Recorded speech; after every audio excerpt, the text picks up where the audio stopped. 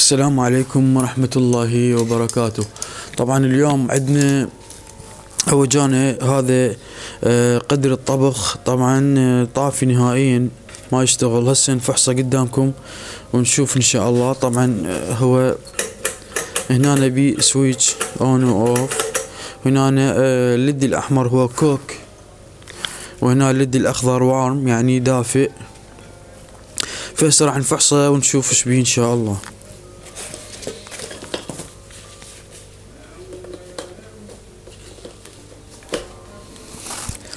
هذا الا ينداس هيجي يلا ينفتح. فاحنا ايش راح نسوي؟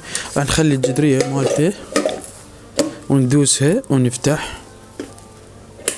انفتح هسه بس ما بي اي كهرباء هنا، اي باور ما بي اي باور. راح نفتحه ان شاء الله ونفتح الكفر الخلفي مالته وان شاء الله نشوف ايش بيه ونكتشف العطل. فتابعونا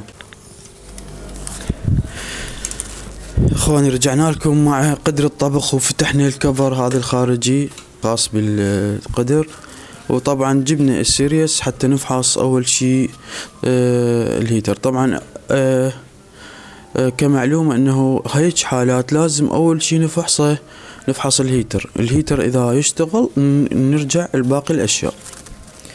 هي مكوناتها كلش بسيطة، انه هيتر وثرموستات ومفتاح مايكرو سويتش. نفتح السيريس،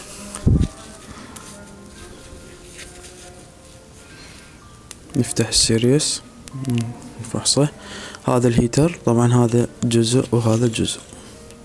يشتغل الهيتر يشتغل ما بي اي مشكلة. يبقى عندنا الثرموستات اللي هو الفيوز الحراري.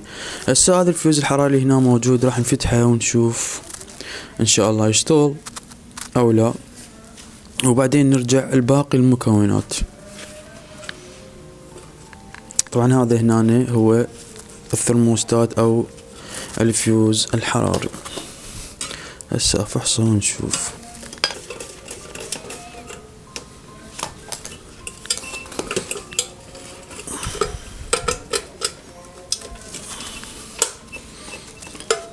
هذا انفتح عندنا الفيوز الحراري.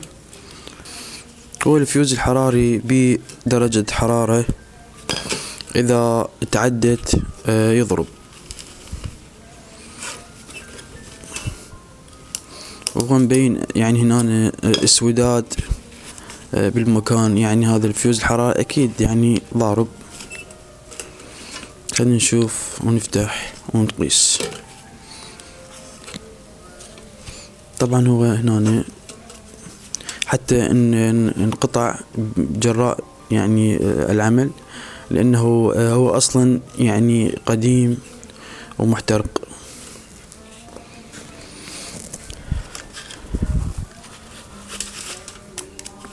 طبعا نفحصه بالأوفميتر او بالسيريس. طبعا شوفوا ما يشتغل نهائيا،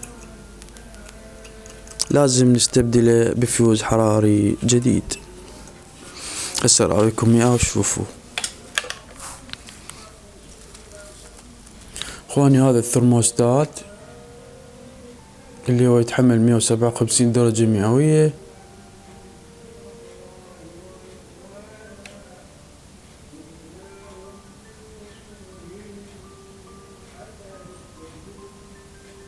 عشرة امبير.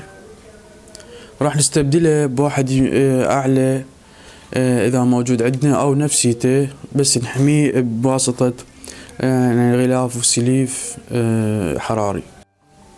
طبعا اخواني لقينا هذا عندنا 250 درجة، راح نخليه 250 درجة مئوية 15 امبير، يعني يفي بالغرض، لانه هذا قدر طبخ وتعرفون الطبخ يستمر، وهذا دائما نبدله بهذا وناجح والحمد لله والشكر.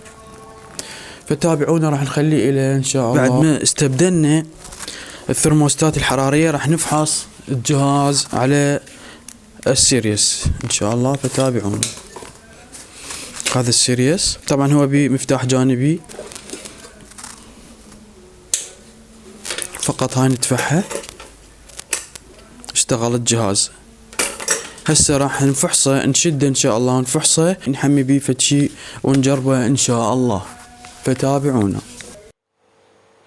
اهلا بكم اخواني. طبعا قدر الطبخ طبعا جاهز ان شاء الله للعمل. هسه راح نخلي بيه مي ونشوفه يحمى او لا، يطبخ او لا.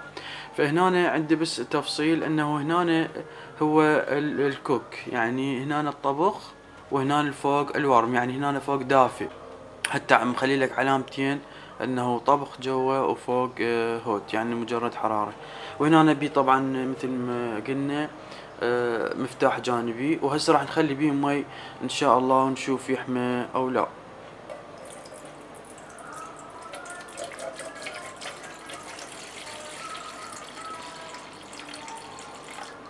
ان شاء الله هسه نشوف، نفتح. طبعا هنا عندنا الكوك الوار مشتغل. هسه الكوك لازم ندوس هاي المفتاح هذا.